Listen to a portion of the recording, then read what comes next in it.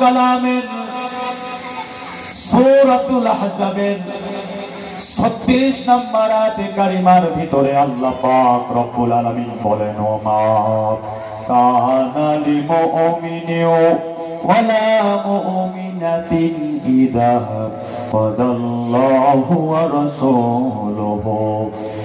রাসূলুহু আমরান আন ইয়াকুনা লাহুমুল খিয়ারাতু মিন আমরিহিম ওয়া মান ইয়াসিল্লাহা ওয়া রাসূলুহু ফাকাদ দাল্লা দালালান মুবিনা। আল্লাহু আকবার বলেন। আল্লাহ রাব্বুল আলামিন বলেন, ওমা কানা লিল মুমিনি ওয়ালা মুমিনাতিন। আল্লাহ বলেন, তোমাদের মধ্যে যারা মুমিন বান্দা মুমিন বান্দি, তাফসীর ভালোভাবে বুঝতে হবে। এখানে আল্লাহ বলেছেন ওমা কানা লিল মুমিনি ওয়ালা মুমিনাতিন, তোমাদের ভিতরে মুমিন বান্দা মুমিন বান্দি। এখানে আল্লাহ পুরুষদেরকেও আলাদা বলেছেন, মহিলাদেরকেও আল্লাহ রাব্বুল আলামিন আলাদাভাবে বলেছেন। কুরআনুল কারীমে অন্য জায়গায় যত আয়াত আছে ইয়া আইয়ুহাল্লাযীনা আমানু এইরকম আছে, কি বলেন আছে না, ইয়া আইয়ুহাল্লাযীনা আমানু তাকুল্লাহ হাক্কা তুকাতিহি, ইয়া আইয়ুহাল্লাযীনা আমানু তাকুল্লাহ ওয়া কুলু কাওলান সাদীদা, ইয়া আইয়ুহান নাসু উবুদু, এইরকম আছে। মানে হে মানুষ সকল, হে ঈমানদার বান্দাগণ, ঈমানদার বান্দাগণ যখন আল্লাহ বলেছেন আমানু শব্দ দ্বারা, আল্লাহ বুঝিয়েছেন আমানু শব্দ দ্বারা এখানে পুরুষও আছে মহিলাও আছে, সকল মানুষদেরকে আল্লাহ বুঝিয়েছেন। আর এখানে সূরা আহজাবের 36 নম্বর আয়াতে কারিমার ভিতরে আল্লাহ পাক রব্বুল আলামিন পুরুষ এবং মহিলা তাদেরকে আলাদা আলাদা আল্লাহ বুঝাই দিয়েছেন। আল্লাহ বলেন, ইদা কাদাল্লাহু ওয়া রাসূলুহু আমরান আইয়াকুনা লাহুমুল খিয়ারাতু মিন আমরিহিম। আল্লাহু আকবার বলেন। এখানে আল্লাহ বলেন, জমিনের মধ্যে বান্দা বান্দি হবে যারা আল্লাহ এবং রাসূলের কথা সঙ্গে সঙ্গে মানবে তারা। একবার জোরে চিল্লায় বলেন সুবহানাল্লাহ। এই হলো আমার আজকে আলোচনার বিষয়। জমিনের ভিতরে বান্দা বান্দি হবে যারা আল্লাহ এবং তার রাসূলের কথা সঙ্গে সঙ্গে মানবে তারা। সুবহানাল্লাহ।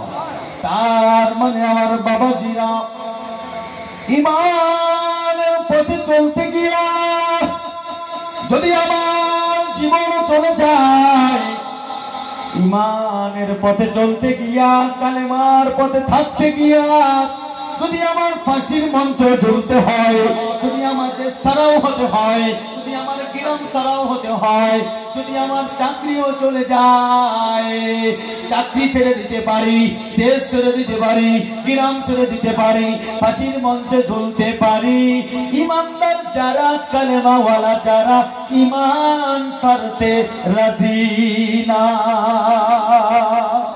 কথা বলেন আমার ভাইরা। দেখবেন যারা নামাজি, যারা 5 ওয়াক্ত নামাজ মসজিদে পড়ে, আপনি যদি তাদেরকে প্রস্তাব দেন, ভাই তুই নামাজ পড়বি না, তোরে প্রত্যেক দিন 1000 টাকা দেব, নামাজি বলবে ওরা আমি 1000 টাকার আমার দরকার নাই, আমার নামাজ দরকার।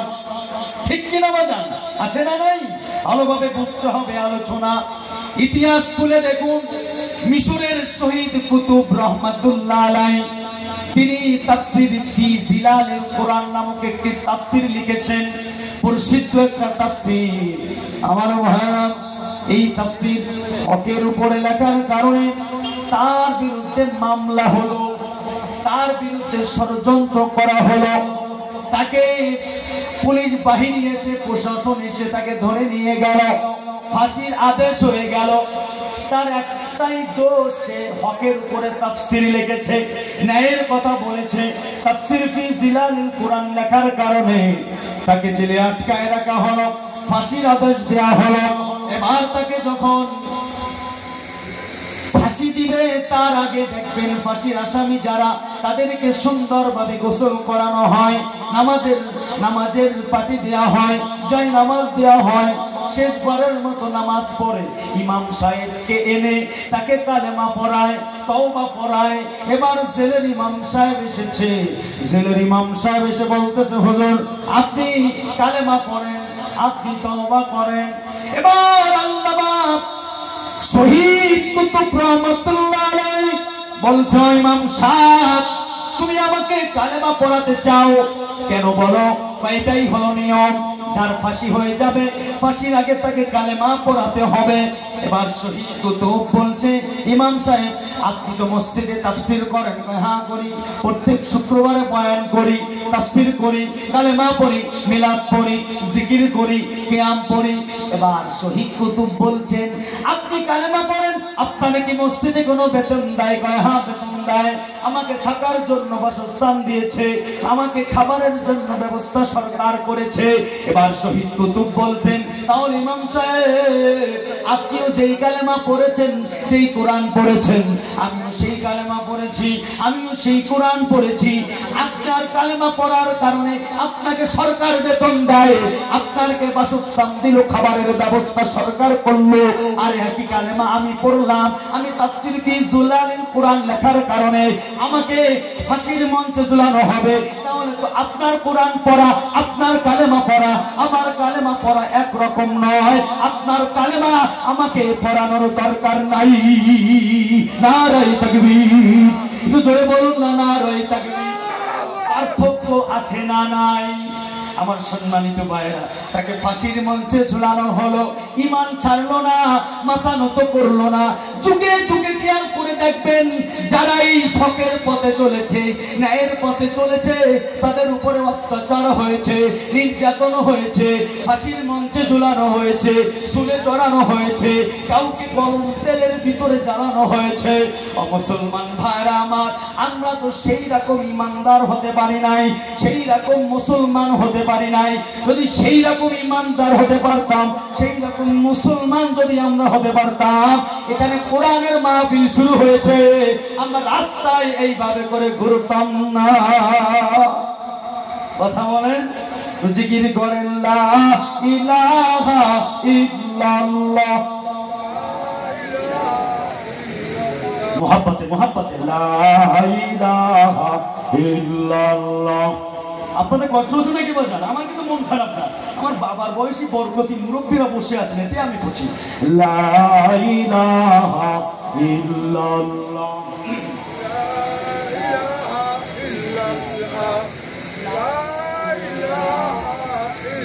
আল্লাহুম্মা সাল্লি আলা মাওলানা মুহাম্মদ ওয়া আলা আলি সাইয়্যিদিনা শাফিআনা মুহাম্মদ। আমার সম্মানিত ভাইরা, আমার কথা কি বোঝা যায়? তাহলে আমরা আয়াতে কারিমা তেলাওয়াত করেছি, সূরাতুল আহজাবের 36 নম্বর আয়াত। এই আয়াতের অর্থ হলো, জমিনের ভিতরে মুমিন বান্দা, মুমিন বান্দি যারা আল্লাহ এবং আল্লাহ রসুলের কথা সঙ্গে সঙ্গে মানবে তারা। কথা কি বুঝাতে পারলাম? এই আয়াতের ব্যাখ্যায় তাফসিরে মারিফুল কোরআনের নাম কি আপনারা শুনেছেন বাজান? তাফসিরে মারিফুল কোরআন নামক একটি বড় তাফসির রয়েছে, যেটা লিখেছেন হাটাজারি মাদ্রাসা বাংলাদেশের আহমদ শফি হুজুরের। নাম কি শুনেছেন? আপনারা শোনেন না এসব বাংলাদেশের হুজুরদের নাম? হাটাজারি মাদ্রাসা চট্টগ্রামের নাম কি শুনেছেন? বাংলাদেশ এই চট্টগ্রাম হাটাজারি মাদ্রাসা আছে, সেই মাদ্রাসার শাইখুল হাদিস আল্লামা আহমদ শফি রহমাতুল্লাহ আলাইহি, উনি তাফসিরে মারিফুল কোরআন নামক একটি তাফসিরে লিখেছেন। আমি কোনো বানোয়াটি ঘটনা নয়, কোনো চটি কিতাবের ঘটনা নয়, সরাসরি এই আয়াতের ব্যাখ্যায় তাফসির থেকে আপনাদেরকে আমি ঘটনা শোনাবো, ওয়াকিয়া শোনাবো। এই আয়াতের ব্যাখ্যায় একটা ঘটনা এসেছে, আল্লামা আহমদ শফি রহমাতুল্লাহ আলাইহি উনি ঘটনাটি এনেছেন। আমার ভাইরা, আমার প্রিয় বাবাজিরা, এই আলোচনার ভিতরে একজন যুবকের ঘটনা এসেছে। এই যুবকটার নাম হলো জালাবি। যুবকটার নাম কি? আপনারা কথা বলতে কি আপনাদের কষ্ট হয় না? আমার পর আপনারা রাগ করেছে, একটু জবাব দেন না। যুবকটার নাম হলো জালাবি। বলেন নাকি জালাবি?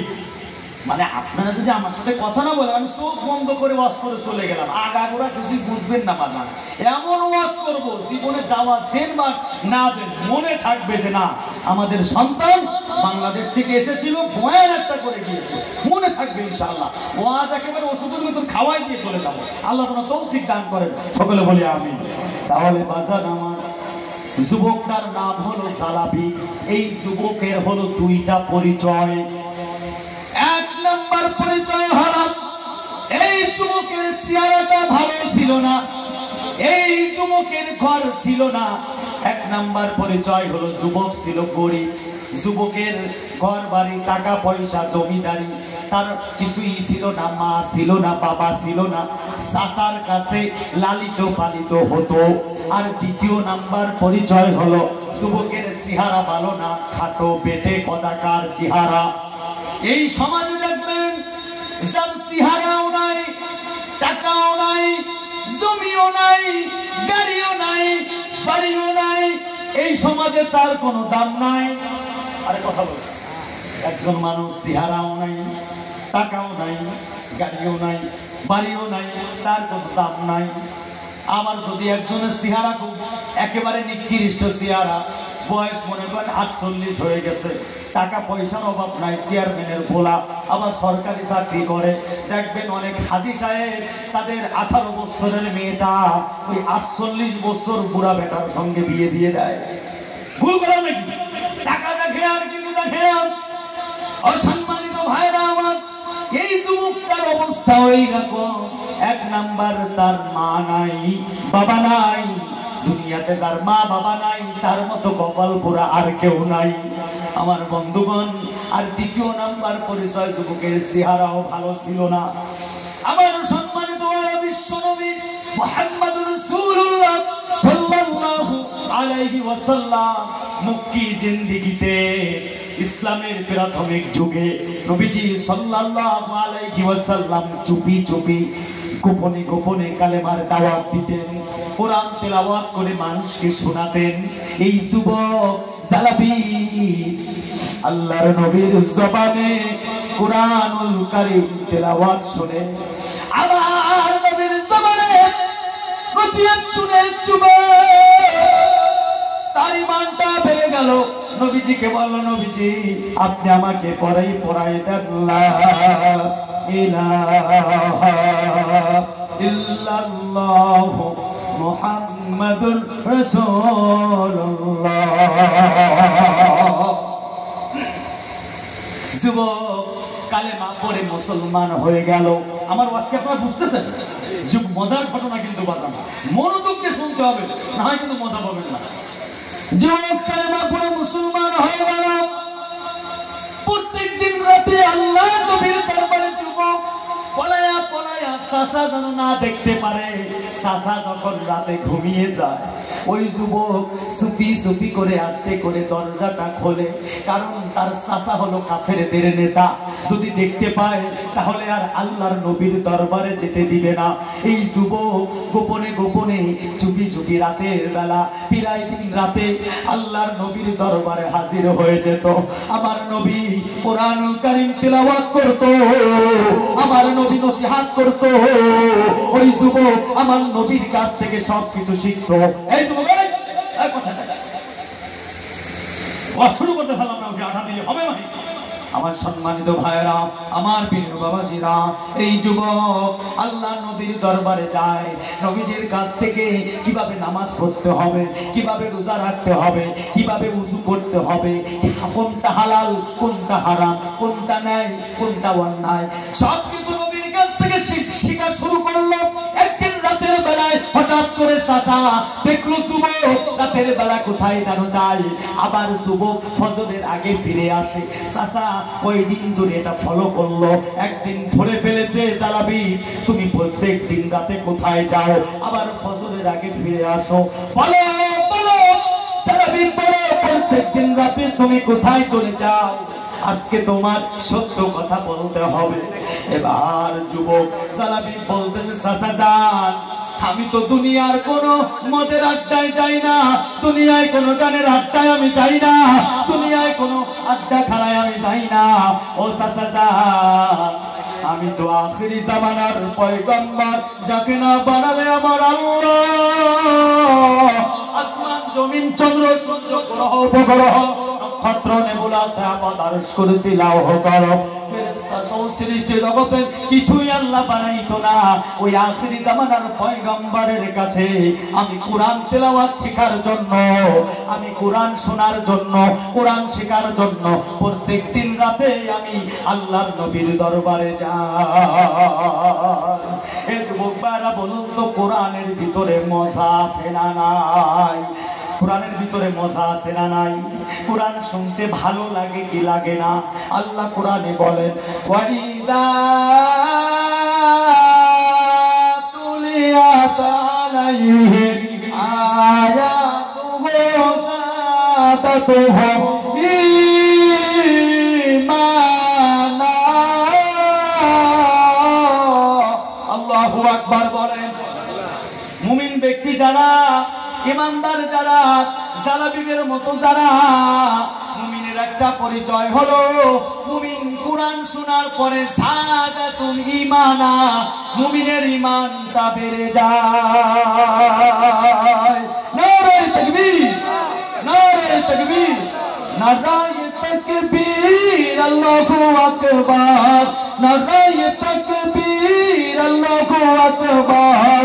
তলে তাকবীর ধ্বনি ধরায়া রাখমার, বীর মুসলমান ধরওয়াল কোরআন, বীর মুসলমান ধরওয়াল কোরআন, ফিরায়ে আনো সেই হারানো সম্মান। নারে তাকবীর, নারে তাকবীর। আল কোরআনের আলো, আল কোরআনের আলো, যে আওয়াজ শুনে আরে মুসলমান ভয়ে কাঁপিত কাফের হবে ঈমান, সত্যের সেই তলোয়ার নাও না তুলে আরেকবার, সত্যের সেই তলোয়ার নাও না তুলে আরেকবার। দুনিয়া ভেঙে করর চুরমার, বীর মুসলমান ধরওয়াল কোরআন, ফিরায়ে আনো সেই হারানো সম্মান। ইন্না নাহনু নাযালনা যিকরা ওয়া ইন্না লাহু হাফিযুন।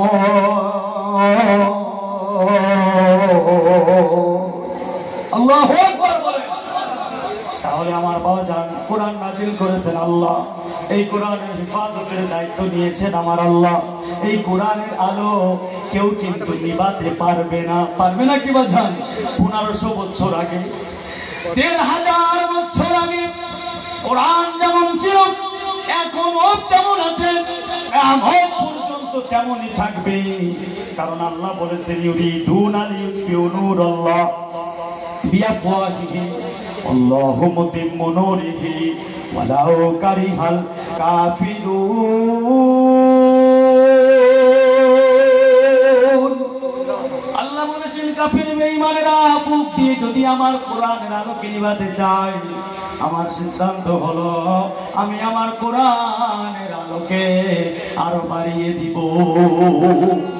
এ বাবা বলুন তো, কোরআন পড়ে দোয়া করলে দোয়া কবুল করেন কে?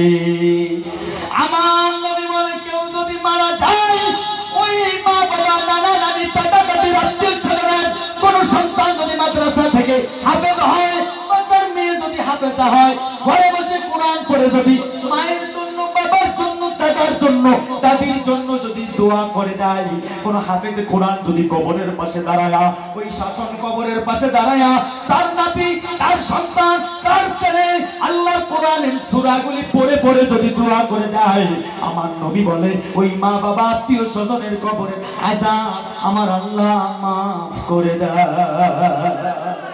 আজকে সমাজে আমরা তো সন্তানকে কোরআন পড়াতে চাই না, আমরা ইংলিশ পড়াই, অঙ্ক পড়াই, আমরা ইংলিশ টিচারকে 500-1000 টাকা মাসে দিতে আমাদের কষ্ট হয় না, অথচ কারি সাহেব, ইমাম সাহেবকে এনে সন্তানকে মাসে 200 টাকা 300 টাকা দিয়া কোরআন পড়ানোর জন্য আমাদের সেই টাকা হয় না। কথা বলেন ঠিক কিনা? আমার পর্দালের মা বোনেরা, মা বোনেরা আছে নাকি? মা বোনেরা সন্তানকে কোরআন পড়ানো শেখাতে হবে, কারণ আজকে সমাজের মা বোনেরা হয়ে গেছে অলস। আগেরকার জামানার মা বোনেরা ফজরের পরে কোরআন পড়তো, গুন গুন গুন গুন করে ঘরের ভিতর থেকে কোরআন তেলাওয়াতের আওয়াজ আসতো। কথা বলেন বাজান। আর এখন মা বোনেরা রাত 2টা-3টা পর্যন্ত স্টার জলসা, জীবনদার সিরিয়াল গুলি দেখে, রাতের বেলা মোবাইলে টিকটক, ফেসবুক আর ইন্টারনেটের মধ্যে থাকে। সকালবেলা সন্তানকে কি আর লালন পালন করবে, থাকে ঘুমায়া। সন্তান যদি খেতে না চায় মোবাইল একটা ধরায় দেয় গান বাজায়া, সন্তান যদি ঘুমাতে না চায় মোবাইল একটা ধরায় দেয় গান বাজায়া। ও মা গো শোনো, সন্তানকে যদি তোমার স্বামী তো বাহিরে যায়, কাজে যায়, বিলে যায়, চকে যায়, তুমি থাকো বাড়ি, তোমার সন্তানকে যদি তুমি সূরা ফাতিহা শিখাও, তোমার সন্তানকে যদি সূরা কালাম গুলি শিখাও, দেখবা ওই সন্তান মাদ্রাসায় যেতে চাবে, হাফেজ হতে চাবে, মাওলানা হতে চাবে, মুফতি হতে চাবে। আখিরাতে সন্তানের উসিলায় তুমি জান্নাতি হতে পারবা। আব্দুল কাদের জিলানী, বড় পীর আব্দুল কাদের জিলানীর নাম শুনেছেন? শুনেছেন? বড় পীর আব্দুল কাদের জিলানী রহমাতুল্লাহ আলাইহি, তিনি যখন ছোট মানুষ, তার মা নিয়ে গেল মসজিদে মক্তব ইমাম সাহেবের কাছে। আকারি সাহেব, আমার আব্দুল কাদেরকে আপনি তোয়ালেট পাতা পরায় দেন। এবার কারি সাহেব ছোট মানুষ, ছোট মানুষকে আমপারা বের করে বলতেছে আব্দুল কাদের পড়ো আলিফ। ইমাম সাহেব বলতেছে পড়ো বাবা আব্দুল কাদের আলিফ। এবার আব্দুল কাদের জিলানী রহমাতুল্লাহ আলাইহি, ছোট মানুষ, বয়স হবে 4 বছর থেকে 4.5 বছর। এবার আব্দুল কাদের জিলানী রহমাতুল্লাহ আলাইহি জবান থেকে বের হয়ে গেছে আলিফ লাম মিম, যালিকাল কিতাবু লা রাইবা ফীহি হুদাল লিল মুত্তাকিন আল্লাযীনা ইউমিনুনা বিল গায়ব ওয়া ইউকিমুনাস সালাতা ওয়া মিম্মা রাযাকনাহুম ইউনফিকুন। সূরা বাকারা শুরু করলো, আলে ইমরান শুরু করলো, সূরা মাইদা শুরু করলো। 1 পারা নয়, 2 পারা নয়, 18 পারা কোরআন মুখস্থ হুজুরের সামনে পড়ে দিয়েছে। জোরে বলেন না নারায়ে তাকবীর। কারি সাহেব উঠে দৌড় দিয়েছে, ভয় পেয়েছে, একটা দৌড় দিয়া কারি সাহেব চলে গেল। এবার আব্দুল কাদের জিলানীর মায়ের কাছে গিয়ে বলল, মা গো, আপনার সন্তান আপনি পাঠিয়েছেন শুধুমাত্র আলিফ বা তা পড়ানোর জন্য, কিন্তু আপনার সন্তান তো কোরআনুল কারীমের 18 পারা কোরআন কিভাবে মুখস্থ করলো? এবার মা আব্দুল কাদেরকে জড়িয়ে ধরে বলল, বাবা তুমি 30 পারা কোরআন কিভাবে মুখস্থ করলা বলো? আব্দুল কাদের জিলানী বলছে, মা গো, আমি যখন ছোট ছিলাম আপনার কোলের ভিতরে থেকে যখন আমি আপনার বুকের দুধ পান করতাম, মা আপনি আল্লাহ পাকের কোরআন তেলাওয়াত করতেন। মা আমি যখন বিছানায় ঘুমাতে যেতাম আমার ঘুম আসতো না। মা গো, আপনি আল্লাহ পাকের কোরআন তেলাওয়াত করে করে আমার মাথায় হাত বুলায়া, আমার মুখে হাত বুলায়া কোরআন পড়ে পড়ে আমাকে ঘুম পড়াই দিতেন। মা আপনি যখন রান্না করতেন কোরআন তেলাওয়াত করতেন, আপনি যখন ঘর ঝাড়ু দিতেন আমাকে কোলের ভিতরে নিয়ে আপনি কাজকর্ম করতেন, কোরআন তেলাওয়াত করতেন। মা গো, আপনি নিজেও তো 18 পারা কোরআনের হাফেজা। মা আপনার জবান থেকে কোরআন শুনে শুনে আমি আব্দুল কাদের 18 পারা কোরআনের হাফেজ হয়ে গেছি। আমার বাজান, আমার পর্দালের মা বোনেরা, এজন্য যদি ওলির মা হতে চাও, হাফেজের মা হতে চাও, বাবার চাইতে মায়ের ভূমিকা বেশি। সকালবেলা মক্তবে পাঠাতে হবে। এই মসজিদে কি মক্তব আছে নাকি? আছে? অন্য জায়গায় মক্তব আছে, সন্তানকে আপনি কোরআন পড়তে পাঠাবেন, মাদ্রাসায় পাঠাবেন, এরপরে স্কুলে পড়াবেন। মনে করেন একজন হুজুরকে বাড়ি এনে তাকে 500 টাকা 1000 টাকা দিয়া সন্তানকে কোরআন শিখাবেন। অবাজান, ওই সন্তানের ভিতরে যদি কোরআন থাকে, স্কুলে পড়ুক সমস্যা নাই, কলেজে পড়ুক, ইউনিভার্সিটিতে পড়ুক, উকিল হোক, ডাক্তার হোক, ব্যারিস্টার হোক, বিসিএস ক্যাডার হোক, পুলিশ হোক, আর্মি হোক, বিজিবি হোক, কোনো সমস্যা নাই। সন্তানের ভিতরে যদি কোরআন থাকে, ও কোনোদিন জলসার বিরুদ্ধে কথা বলবে না, ও কোনোদিন ইসলামের বিরুদ্ধে কথা বলবে না, ও কোনোদিন মায়ের সঙ্গে বাবার সঙ্গে খারাপ ব্যবহার করবে না। ওই সন্তান কোনোদিন মা বাবা পুরা হলে বৃদ্ধাশ্রমে রেখে আসবে না। খোঁজ নিয়ে দেখেন, ওটা পৃথিবীতে কোন আলেম, কোন হাফেজ, কোন কারি সাহেবের মা বাবা বৃদ্ধাশ্রমে নাই। শত বৃদ্ধাশ্রমে রয়েছে ডাক্তার, ইঞ্জিনিয়ার, যারা জীবনে মাদ্রাসায় যায় নাই, যাদের ভিতরে সূরা ফাতিহা, সূরা ইখলাস, ছোট একটা সূরার ইলমও যার ভিতরে নাই।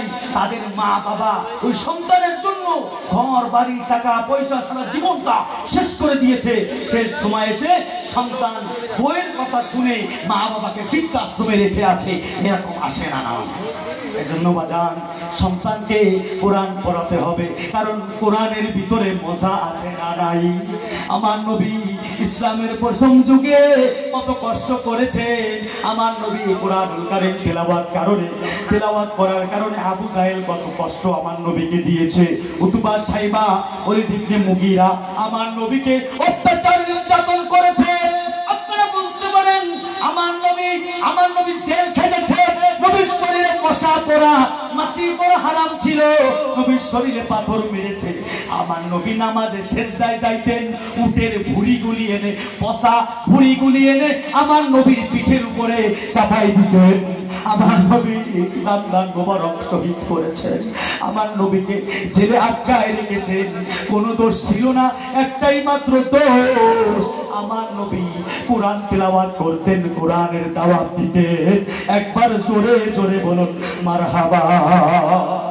এই যুবক সালাবিকে চাচা বলতেছে, ও তারাবি, তুমি রাতের বেলায় চুপি চুপি নবীর দরবারে যাও, মুহাম্মাদের দরবারে যাও কোরআন শোনার জন্য। ভালো করে শুনে নাও, আমি হলাম কাফেরদের নেতা, আজকে থেকে তুমি আর মুহাম্মাদের কাছে যাবে না, আর ওই মুহাম্মাদের কালেমা তুমি আর পড়বা না, কোরআন শিখতে আর তুমি যাবা না।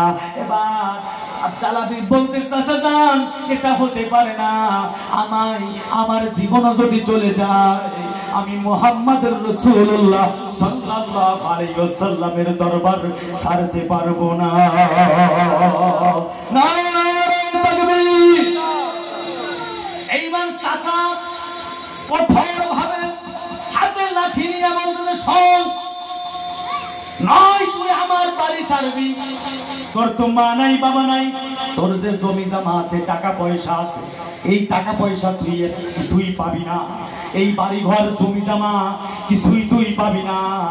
তুই যদি মুহাম্মাদের দরবারে চলে যাস তাহলে চলে যা, আমি চাচার সঙ্গে আজকে থেকে তোর আর কোনো সম্পর্ক নাই। আর তুই যদি মুহাম্মাদের দরবার যদি ছেড়ে দিতে পারো, তোর বাড়ির অভাব হবে না, খাওয়ার অভাব হবে না, পোশাকের অভাব হবে না। আর জালাবি বলতেছে, ও চাচা শোনো, চাচা শোনো, তোমার তো এই সামান্য বাড়ি নয়, আমাকে যদি আসমান সমানও যদি ধন সম্পদ দেয়া হয়, আমি আসমান সমান ধন সম্পদ ছেড়ে দিতে পারবো, কিন্তু আমি আল্লাহর নবীর দরবার ছাড়তে পারবো না। জোরে কন্যা সুবহানাল্লাহ। ওরে আমি জানি প্রেমে পাগল, সে তো মদিনা। ওরে আমি জানি প্রেমে পাগল, সে তো মদিনা। প্রেমানলে প্রেমানলে পুরে মরি, প্রেমানলে পুরে মরি, ওহে রব্বানা